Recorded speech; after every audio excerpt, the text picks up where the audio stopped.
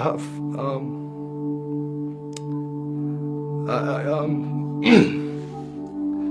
I can't really explain it. It's hard to unless you go through it. But depression, when you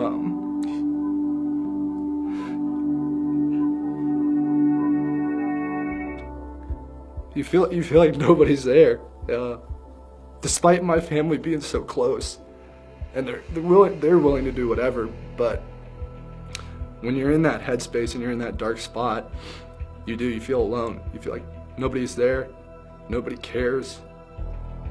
So I guess for me in those years, that's why I turned to drinking and pills and cocaine, like anything that I could get my hands on to numb that feeling of embarrassment, where I wouldn't have to explain myself to my family as to why my life was like unraveling. And one night it just caught up to me.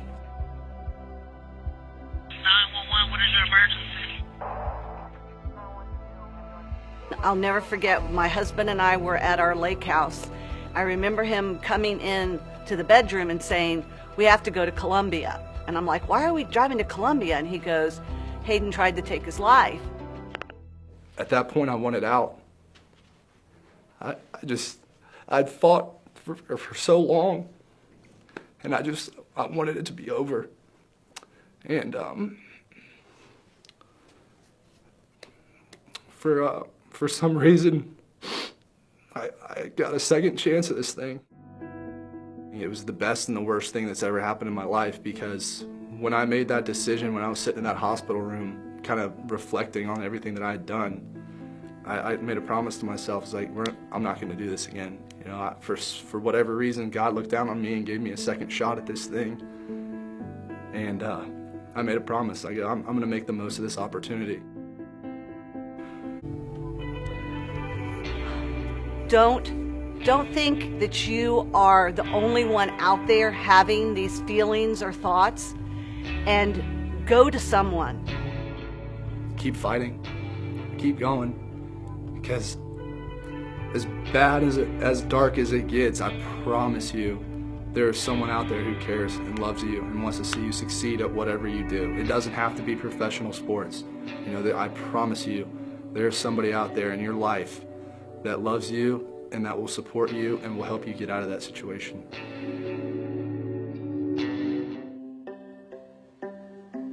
This is a beast, man. And it's one of those things, it goes to bed with you, man. It wakes up with you. There he is. It's there all the time. How we doing, man? So you can get a sense on how to control this, how to manage it. It'll eat you up. This is the first time anybody's seeing you publicly speak since you've come back to the Eagles. What happened that day? The first game against Atlanta, I told my mom, I said, something's really, really wrong with me. I don't know exactly what it is. I said, I'm miserable. I know my mind isn't right. I know my body isn't right. So I left, went back home. I didn't have any communication with the Eagles. Johnson wrote that he has secretly been battling depression and anxiety for a long time. Trying to describe that to people that have no clue or what it's like, it's very difficult. You lose touch of your sense of self. You lose touch of what's really going on around you. And what we really tend to do is lock up, not want to say anything. When my depression and anxiety kicks in, it's a physical thing. I feel it, for me, I feel it on the left side of my gut and in my heart, like the world hates me, like the world's gonna end. When you wake up in the morning, you get hit with that wave. What are those voices saying to you? Feels like doom. You just want to run. I just want to run away and not come back, kind of thing. A lot of nausea, a lot of throwing up every day. You throw up every day from this, from your anxiety? It got so bad. Was really starting to throw up blood. Nerves, really have tremors in my hands. This is something I've dealt with for a long time, and you know, there's obviously there's medications that help with this, but a lot of it, you can't mask everything. How come you never said anything during that? Because I felt like I had my stuff, I guess, temporarily under control. I was ashamed, to be honest. In this league, the NFL, where it's, you know, gladiator type sport, is something that it's not often talked about, but is often felt throughout the league. You need to talk about it. Yeah, It's got to be talked about. Need to talk about it, but yeah, man, I was living in hell for a long time. And I thought achievements, how I've done on the field, was going to make it feel better. It only amplified the situation. And yeah, I mean, I'm glad I'm sitting here talking about it, finally being open about it. It's way more impressive than shutting down a pass rusher. For you to sit here, something that you were ashamed of, and open up and show the world it's okay to not be okay. It's okay to talk about. Because people are fear of judgment. I'm scared of judgment. I mean, you look at guys when they get done after a game, what do? First thing they do is go on Twitter, search your name. Right. And that's me. I'm talking to myself. But that's the world that you kind of need to escape. You got to get out of there and start having a purpose and a why. And I guess I didn't know my why for a while. You know, it took a lot of time to really focus on myself to get the help I needed and to get into a good mindset again. Give me one final message if you have for people at home watching this right now. If you can give them advice, because you've now gone through it. I'd say find your most closest friend, family member, tell a loved one. And if it's to a degree of seriousness, there's always help around the corner. That's the thing. It's not far. It's never out of reach. And whenever you do this, you realize that you have a lot more in common with everybody else around you than you think. And so that's the best part about all this. Proud of you, man. Yeah, man. Appreciate you.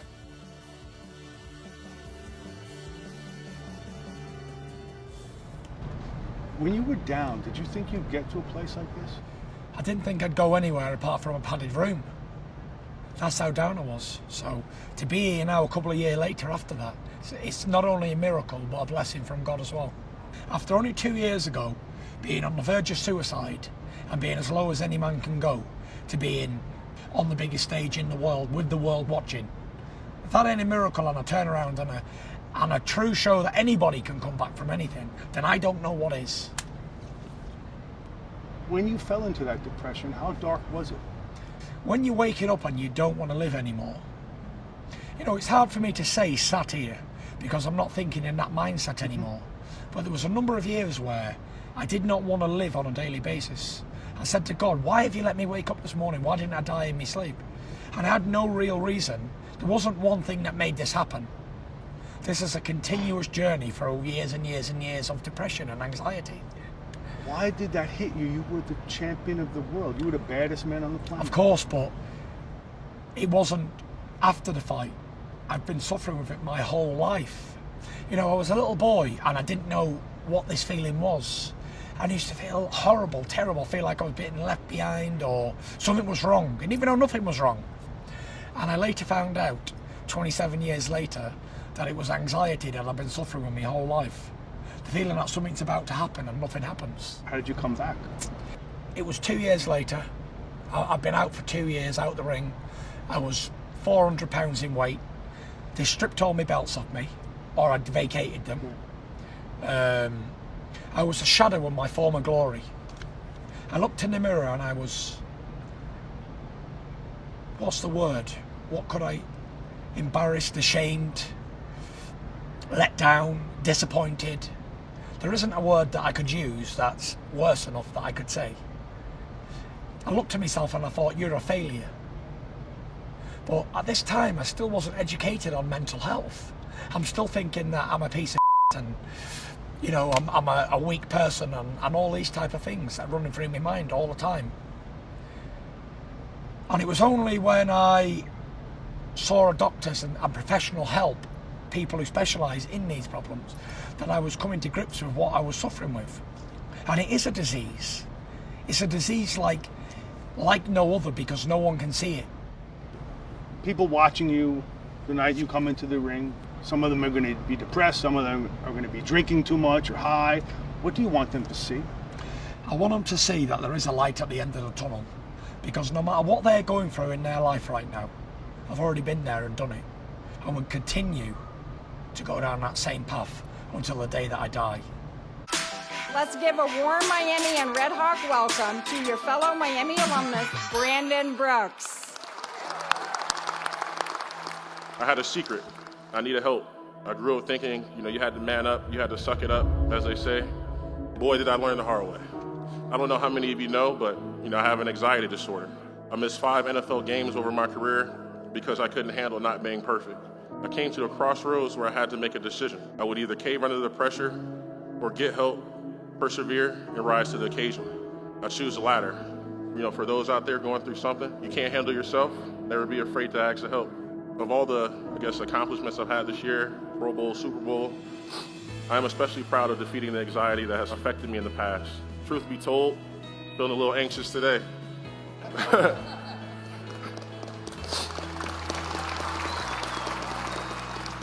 But I've learned through therapy to not worry or care about making a mistake. We are all allowed to make mistakes, to be imperfect, to be human. Learn that now. Listen to someone who knows. There is one person who never doubted me, never wavered on any front. She inspired me, encouraged me, nurtured me, motivated me, and drove me all over the place. My mother, Dorothy Brooks, she's my strength, my soul, my compass. Don't let anyone ever tell you for a moment that women are the weaker sex. That's fake news. Learn from your mistakes, keep pushing, trust yourself, and trust the process. So with that being said, congratulations, class of 2018.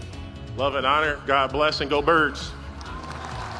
When it comes to anxiety, depression, any type of, mental illness, it's not as publicized as, just a regular injury or something, you know what I mean? Your problems are much deeper than just what it appears to be on the surface. So I was able to scratch through that, break through that, and figure out, what was it for me? Where did it start?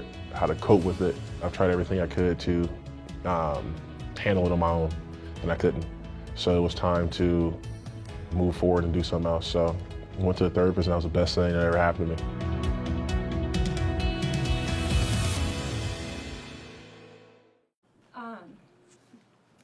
Sorry. It's okay. Just what made you kind of come out and want to talk about that? I'm so sorry. You're fine, it's okay.